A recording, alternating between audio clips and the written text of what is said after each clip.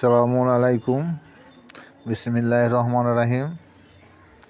খুব সংক্ষিপ্তভাবে কিয়ামত সম্বন্ধে দু চার কথা বলবো আজকে লাইভে। আমরা সবাই জানি কিয়ামত একদিন হবেই, আর কিয়ামত মানেই সার্বিক ধ্বংস হয়ে যাবে, কোনো অস্তিত্ব থাকবে না। এটা কোরআনে কোনো জায়গায় উল্লেখ নাই, উল্লেখ আছে হাদিস শরীফে, বহু জায়গায় উল্লেখ আছে। তা আমাদের জন্ম একদিন হয়েছে, মৃত্যু হতেই হবে। নবী রসুল পীর পায়গাম্বার আল্লাহ গোসকত দুনিয়াতে যারাই এসেছেন সকলকে একদিন মৃত্যুর স্বাদ গ্রহণ করতে হয়েছে, আবার আমাদেরকেও হবে। আর এমন একটা দিন আসবে, সেই দিনে কিয়ামত হবে, এটা আমাদের বিশ্বাস। আমরা শুনেও আসি আলেম ওলামাদের মুখ থেকেও। কিন্তু এই বিষয়ে আল্লাহর কোরআন কি বলছে, একটু বিস্তারিত সংক্ষিপ্ত আলোচনা। পিতামাতা সংমিশ্রণে আমাদের যে জন্ম, এটা তো আমাদের প্রথম জন্ম। এটাকে অস্বীকার করতে পারবেন? কেউ পারবেন না। কুরআন সূরা মুমিন আয়াত নম্বর 11, এই আয়াতে আল্লাহ বলছেন প্রত্যেকটা মানুষের দুটি জন্ম দুটি মৃত্যু। এখান থেকে কি বোঝা গেল? একটু চিন্তা ভাবনা করবেন। প্রত্যেকটি মানুষের দুটি জন্ম দুটি মৃত্যু। তাহলে আমাদের একবার জন্ম হয়েছে, মৃত্যু হবে। তাহলে এরপর আবার একটা জন্ম হবে, তারপর আবার মৃত্যু হবে। এইখান থেকে আমার ক্ষুদ্র জ্ঞানে বোঝা যাচ্ছে যে জন্ম মায়ের পেট থেকে একবার হয়েছে, মরার পর আর একবার জন্ম হবে। আর যদি তাই হয়, এইটাই থেকে পুনর্জন্ম প্রমাণ হচ্ছে, যেটা শরীয়তের হাদিসে কোনো জায়গায় প্রমাণ নাই। কিন্তু কোরআন ইশারা দিয়েছে যে তোমাদেরকে পিতা মাতা সংমিশ্রণে তোমাদের জন্ম হয়েছে, এবং প্রত্যেকটা মানুষের দুটি জন্ম এবং দুটি মৃত্যু। সূরা মুমিন 11 নম্বর আয়াত। আবার সূরা আরাফে 29 নম্বর আয়াতের শেষের দিকে এই আয়াতে বলছেন আল্লাহ, যেভাবে তোমাদেরকে আমি প্রথমবারে সৃষ্টি করেছি, দ্বিতীয়বারে সেইভাবেই তোমাদেরকে আমি আমার কাছে তুলব। এখানেও এই আয়াতের চিন্তার বিষয় আছে। যেভাবে তিনি প্রথমবার সৃষ্টি করেছেন, দ্বিতীয়বারে সেভাবে সৃষ্টি করবেন। তাহলে প্রথমবার সৃষ্টি কীভাবে হয়েছে? পিতামাতার সংমিশ্রণে বীর্য থেকে। আবার দ্বিতীয়বার সেইভাবে আবার আমাদের তোলা হবে। খুবই ভাবার বিষয় আছে এগুলো। সূরা আবাসা আয়াত নম্বর 19 আল্লাহ বলছেন, তোমাদেরকে আমি কিসে হতে তৈরি করেছি? আমরা কিসে হতে তৈরি? আমরা শুক্র হতে আমাদের জন্ম বা সৃষ্টি, এবং সেই শুক্র পিতামাতার সংমিশ্রণে হয়। তারপরে তোমাদের মৃত্যু হবে উপযুক্ত একটা বয়স হলে, 1 থেকে 50, 60, 70, 80, 90 কি 100 এরকম বয়স হলে একদিন আমাদের মৃত্যু হবেই। কিন্তু তারপর কী হবে? তোমাদের কবরস্থ করা হবে। এই যে সৃষ্টি পর মৃত্যু হবে, মৃত্যু পর একদিন কবরস্থ করা হবে। কবরের পর সেখানে কি হবে, এখানে আল্লাহ পাক রব্বুল আলামিন তিনি বললেন নাই। হাদিস শরীফে বহু প্রমাণ আছে এখানে, কিন্তু কোরআন বলছে না। হাদিস শরীফে বহু জায়গায় বলেছে, বহু হাদিসে প্রমাণও রয়েছে, আলেম ওলামাইদের মুখ থেকে শোনাও গিয়েছে যে কবরে আজাব, কবরে ভয়ঙ্কর সাপ আসবে, কবর মাটি লেগে যাবে, দুজন ফেরেশতা আসবে, অনেক অনেক কিছু আছে। কিন্তু না, এই আয়াতটা ইমাম গাজ্জালি রহমতুল্লাহ আলাইহ তিনি একজন বিখ্যাত দার্শনিক। তিনি প্রমাণ করেছেন যে মান সম্মান ইজ্জত রক্ষা করার জন্যে, শিয়াল কুকুরের হাত থেকে রক্ষা পাওয়ার জন্যে মৃত্যুর পর তাকে কবরস্থ করা হয়। সূরা আবাসা আয়াত নম্বর 20। কিন্তু জন্ম পর যে মৃত্যু হবে, মৃত্যু পর তাকে কবরস্থ করা হবে, কোরআন সাবুত দিয়ে দিল। কিন্তু এখানে কবর আজাব হবে, কোরআন তো বলতেই পারতো যে তোমাদের পিতামাতার সংমিশ্রণের বীজ থেকে তোমাদের জন্ম হবে, তারপরে দুনিয়ার 50-60 বছর পর, 10 বছর পর তোমাদের একদিন মৃত্যু হবে। হ্যাঁ, মৃত্যুর পর তোমাদের কবরস্থ করা হবে, কবরে তোমাদের সাওয়াল জবাব করা হবে, এরকম তো বলেন নাই। মৃত্যু পর আমাদেরকে কবরস্থ করা হবে আল্লাহ কোনো জায়গাতে তিনি বলেন নাই। কবরে আজাব কথা থাকলে তিনি নিশ্চয় বলতেন। সুতরাং কোরআন ভিত্তিক কবরে আজাবের কথা কোনো জায়গায় প্রমাণ নেই। এরপরে কি বলছে, আমা তাহু পা আকবারা, মৃত্যুর পর তোমাদের কবরস্থ করা হবে, এটা আরবি। সূরা আবাসা আয়াত নম্বর 20।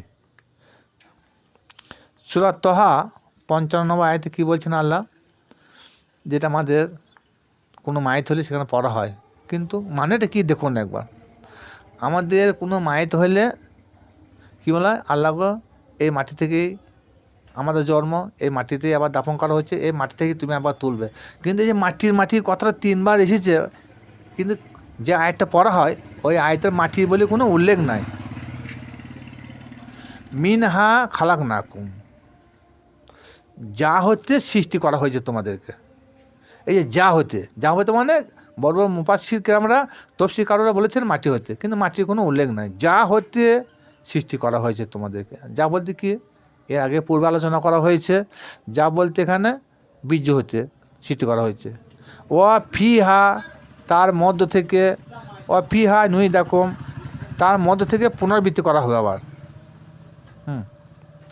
মিনহা নুগ রিজুকুম তারাতা নোগরা, তা থেকে আর একবার তোমাদেরকে তোলা হবে। এইটা হলো দুবার জন্ম, এটাই প্রমাণ হয়ে যাচ্ছে। সূরা মুমিনিন 13 এবং 14 নম্বর আয়াত থেকে প্রমাণ হচ্ছে যে আমরা পিতা মাতা শুক্রাণুর মাতৃগর্ভে, সূরা মুমিনিন 13 থেকে 14 নম্বর আয়াতে আল্লাহ বলেন, পিতা শুক্রাণু যখন মাতৃর গর্ভে যখন স্থাপন করা হয় তখন আমাদের জন্ম শুরু হয়। 14 নম্বর আয়াতে বলছে, পরে শুক্রবিন্দুকে রক্তে পরিণত করা হয়, আবার রক্ত হতে মাংসে, আবার মাংস হতে অস্থিপুঞ্জের, মাংস হতে অস্থিপিঞ্জরে পরিণত করা হয়। তাই কী হলো, তখন আল্লাহ এর ভিতরে রূপ হত্যা করে দেয়। আমার সূরা ইনশিকাক আয়াত নম্বর 19, এই আয়াতে আল্লাহ বলেন, নিশ্চয় তোমরা এক স্তর হতে অন্য স্তরে তোমাদের আহরণ করা হবে। তাহলে এই যে এত কিছু কথা বললাম, কিছু আয়াত পেশ করা হলো, এখান থেকে প্রমাণ হলো বা হচ্ছে যে কবর আজাব তো নাই, যেটা আলেম ওলামারা হাদিস থেকে বলে থাকেন, কিন্তু কোরআন কোন জায়গায় সাবুত করে নেয়।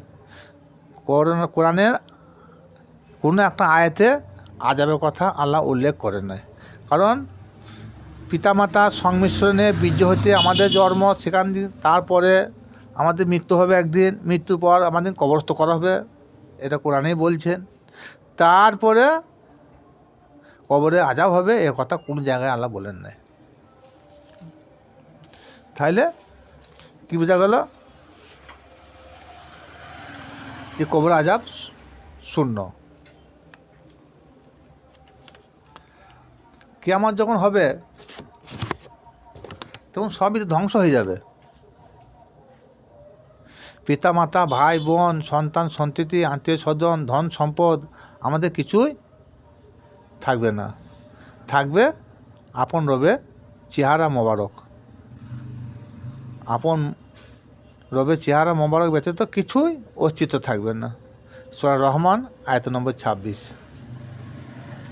কিন্তু সূরা আবাসা আয়াত নম্বর 34, এই আয়াতে আল্লাহ বলেন ইয়াওমা ইয়া ফিরুল মারু মিন আখে। সেদিন অর্থাৎ কিয়ামতের দিনকে বোঝানো হয়েছে। সেদিন মানুষ পালিয়ে যাবে আপন ভাই থেকে। তাহলে কিয়ামতের দিনে ভাই বর্তমান থাকবে। হাদিস শরীফে এসেছে যে কিয়ামত যখন সংঘটিত হবে তখন কিছু অস্তিত্ব থাকবে না, সব শেষ হয়ে যাবে। কিন্তু সেদিন যখন কিয়ামত শুরু হয়ে যাবে, সেদিন মানুষ পালিয়ে যাবে আপন ভাইয়ের নিকট হতে। কি বলতে চাইছেন আল্লাহ? তাহলে ভাই বেঁচে থাকবে, ভাইয়ের কাছ থেকে আরেকটা ভাই বিদায় নেবে। এই সময়টা কোথায় বোঝানো হচ্ছে, কোন সময়? নিশ্চয়ই যারা একটু জ্ঞানী গুণে আছেন তেনারা বুঝতে পারছেন। তাহলে ভাইয়ের কাছ থেকে একটা ভাই পালিয়ে যাবে, তাহলে সেটা কোন সময় পড়ছে? এখানে ভাইটার উপভাষা। ভাই হতে পারে, বোন হতে পারে, ছেলেও হতে পারে, মাও হতে পারে, বাপ হতে পারে। মানে স্বামী স্ত্রীর মধ্যে স্বামীর কাছ থেকে বিবি যেতে পারে, বিবির কাছ থেকে স্বামী যেতে পারে, ভাইয়ের কাছ থেকে বোন যেতে পারে, বোনের কাছ থেকে ভাই যেতে পারে, এক ভাইয়ের কাছ থেকে আরেক ভাই যেতে পারে। এরকম কথা এখানে আল্লাহ বোঝাতে চেয়েছেন। তাহলে কিয়ামতের দিনে ভাই বর্তমান থাকবে নিশ্চয়, কুরআন প্রমাণ। তাহলে কিয়ামত মানে কি বোঝা যাচ্ছে? কিয়ামত মানে সার্বিক ধ্বংস না আংশিক ধ্বংস, কুরআন বলে দিচ্ছে। কিন্তু এটা রিসার্চ করে দেখা যাচ্ছে এটা মৃত্যুর কালকে বোঝানো হয়েছে। তারপর আরও বলছে, তারপর মা বাবা থেকেও তার স্ত্রী সন্তান থেকে বিদায় নেবে। তাহলে দেখুন, আমি যদি মারা যাই তা আমার মা বাবার কাছ থেকে আমি বিদায় নিচ্ছি, আমার স্ত্রীর নিকট হতে আমি বিদায় নিচ্ছি, সন্তানটি তাদের কাছ থেকে আমি বিদায় নিয়েছি, আরও প্রতিবেশীর কাছ থেকে আমি বিদায় নিয়েছি। তাহলে এইটা কোন সময়? যখন আমি বিদায় নিচ্ছি আমার পিতামাতার কাছ থেকে, তাহলে নিশ্চয়ই যে কিয়ামত, ওইটা যদি কিয়ামত হয় তাহলে আমার পিতামাতা বেঁচে থাকছে, আমার সন্ততি বেঁচে থাকছে, আমার আপনজন বেঁচে থাকছে। কিন্তু কিয়ামতে কী বলা হয়েছে? সব ধ্বংস হয়ে যাবে। তাহলে এখানে সব ধ্বংস হচ্ছে না। তাহলে এই সময়টা কী বোঝানো হয়েছে? এটাকে একমাত্র মৃত্যুকালকেই বোঝানো হয়েছে। সূরা আবাসা 37 নম্বর আয়াতে কী বোঝানো হয়েছে? সেদিন অর্থাৎ কিয়ামত দিন প্রত্যেকেরই গুরুতর অবস্থা হবে, যাহা তাকে ব্যতিব্যস্ত করে ছাড়বে। আমাদের যখন মৃত্যু হয় তখন আমাদের অবস্থাটা সাধারণত স্বাভাবিক থাকে না, ভয়ঙ্কর অবস্থায় থাকে। কিছুক্ষণ হোক, আর 2 মিনিট হোক, আর 1 ঘন্টায় হোক, আর 24 ঘন্টায় হোক না কেন, সে যে গুরুতর অবস্থা হয় তাতে কিন্তু ব্যতিব্যস্ত হয়ে যায়। আর কিছু লোকের চেহারা হবে মলিন হয়ে যায়, আর কিছু লোকের চেহারা হবে উজ্জ্বল। দেখবেন মৃত্যুর সময় আমাদের অনেকের চেহারা অটুট থাকে, নুরানি চেহারা দেখি বোঝা যায়। আর এক লোক কী হয় যে নুরানি বর্ণ চেহারা থাকার পরও সেই নুরানি চেহারা সে মৃত্যুর সময় তার মুখ কালো হয়ে যায়, মলিন হয়ে যায়। এটা সূরা আবাসা 38 থেকে 40 নম্বর আয়াত আছে। তাহলে এই সময়টা কী বোঝা যাচ্ছে? যাদের চেহারা মলিন হয়ে যায় তাদের আযাবের লক্ষণ, যাদের চেহারা উজ্জ্বল চকচকে থাকে তাদের জান্নাতের লক্ষণ। তাহলে এখান থেকে যা আলোচনা হলো বোঝা গেল